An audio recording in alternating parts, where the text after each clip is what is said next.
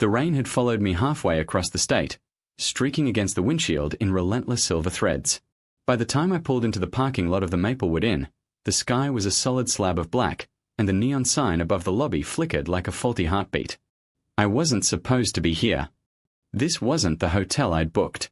But after my GPS rerouted me due to the washed-out highway, Maplewood was the only place with a vacancy, at least, according to the clerk on the phone. The lobby smelled faintly of mildew masked by an overzealous spritz of floral air freshener. A man in a rumpled polo stood behind the counter, his eyes not quite meeting mine as I approached. "Room 6, he said, sliding the keycard across the desk without asking for ID. That was odd. But exhaustion dulled my instincts, so I simply nodded and took the card. My shoes squelched on the worn carpet as I made my way down a dimly lit corridor lined with numbered doors. Room 6 was at the very end, next to a door marked maintenance, staff only. Inside, the room was cleaner than I'd expected. Neatly made bed, beige curtains drawn tight, a single lamp casting a warm pool of light. But something about it felt staged. The air was too still, as if it had been waiting for me. I tossed my bag on the bed and noticed the TV was already on, muted, displaying a static-laced feed of what looked like a security camera. It was pointed at a hallway that looked uncomfortably familiar. The same hallway outside my room. I clicked the remote to change the channel, but the image didn't budge. Static swallowed the picture for a second before it returned, only now it showed a different angle. The camera was inside a room. This room. The view was fixed on the bed. I froze. My eyes scanned the walls, the corners, the smoke detector above. That's when I saw it, a tiny, glinting lens hidden inside the black casing of the bedside alarm clock. And just as I reached for it, the muted TV feed flickered again. Now it showed me, standing by the bed, staring directly at the screen.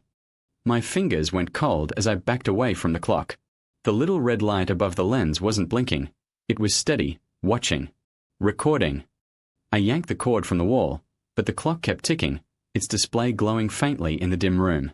That wasn't possible. The TV flickered again, the image warping for a moment before snapping into focus. Now, I was no longer alone in the frame. A shadow stood in the corner behind me. I spun around, my heart punching against my ribs. The corner was empty. Only the nightstand and a chair sat there, motionless. But when I turned back to the TV, the shadow was still there, tall, vaguely human, and tilting its head in an almost curious way. Panic bubbled up fast. I grabbed my phone to call the front desk, but there was no signal. Just no service glaring at me. I opened the door to the hallway.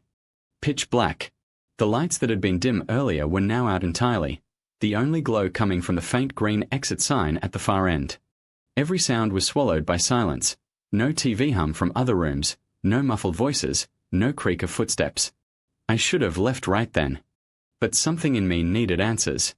Maybe it was the way the camera feed felt like it was taunting me, showing me things I couldn't see with my own eyes. I went back in and began searching for other hidden lenses. The smoke detector? Nothing. The lamp? Clean. But when I crouched to check under the bed, my blood iced. A small, black box with a blinking blue light was taped to the underside of the frame. Wires trailed from it, disappearing into the wall. I didn't touch it. Instead, I grabbed my bag, stuffed my things inside, and went for the door again. But this time, when I opened it, the hallway didn't look the same. It was longer. Much longer, stretching into darkness that shouldn't have existed. The exit sign was gone. The maintenance door next to my room was now slightly ajar, blackness spilling from the crack like ink. And faintly, from somewhere deep inside that darkness, came the sound of breathing. The breathing was slow, deep, wet, almost, as though whatever was in there was savoring each inhale. I took a step back into my room and shut the door, my hand shaking so badly the latch rattled. The sound outside stopped instantly, replaced by a silence so absolute it pressed against my ears. The TV crackled. The feed had changed again. Now it showed the view from under my bed. The blinking blue light I'd seen moments ago glowed in the corner of the frame, but in front of it, closer to the lens, were two bare feet. Pale. Motionless. I bolted upright, my gaze snapping to the bed. I hadn't looked all the way underneath before, just far enough to spot the device. Hard hammering, I crouched low and lifted the bed skirt. Nothing. But on the TV, the feet hadn't moved. They were still there. And then, they began to walk. Not toward the camera, toward me. I dropped the bed skirt and stumbled backward. The clock on the nightstand emitted a sharp, metallic click. The second hand wasn't moving anymore. It had stopped at exactly midnight. The TV image shifted to a wide shot of my room from the ceiling corner. The grainy figure standing in the middle was unmistakably me, but the other figure, just behind my shoulder, was taller, its head cocked at that same curious angle I'd seen before. Before I could react, the lamp sputtered out.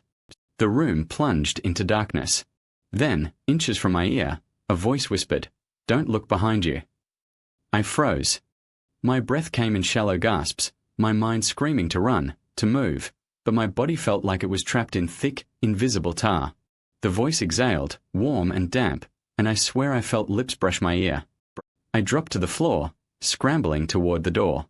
My fingers found the cold metal of the handle and twisted hard. It opened. But instead of the hallway, I was staring at another room. Identical to mine. Same bed, same lamp, same TV. Except on that TV, the feed was of me, standing in this doorway, staring in. And behind the me on the screen, something was crawling along the ceiling. The thing on the ceiling moved like it had too many joints, its limbs bending the wrong way as it scuttled toward the me on the TV. Its pale face, featureless except for a slit of a mouth, opened in an impossible, silent scream. I stumbled back into my room and slammed the door. My hands clawed through my bag for my car keys, my mind set on leaving everything else behind. I didn't care if I had to drive all night, I just needed out. But the moment I reached for the doorknob again, the TV's glow brightened, pulling my gaze. The static hissed, and words began to form on the screen in blocky white text. "Don't leave. We are not done." My breath came faster. The words vanished, replaced by a live feed, my car in the parking lot. Something was moving inside it. The angle shifted, as if the camera was getting closer, pushing through the windshield until it was inside the vehicle. A figure sat in the driver's seat, head bowed. When it looked up, I saw my own face, but the eyes were wrong. Hollow. Reflective, like a camera lens.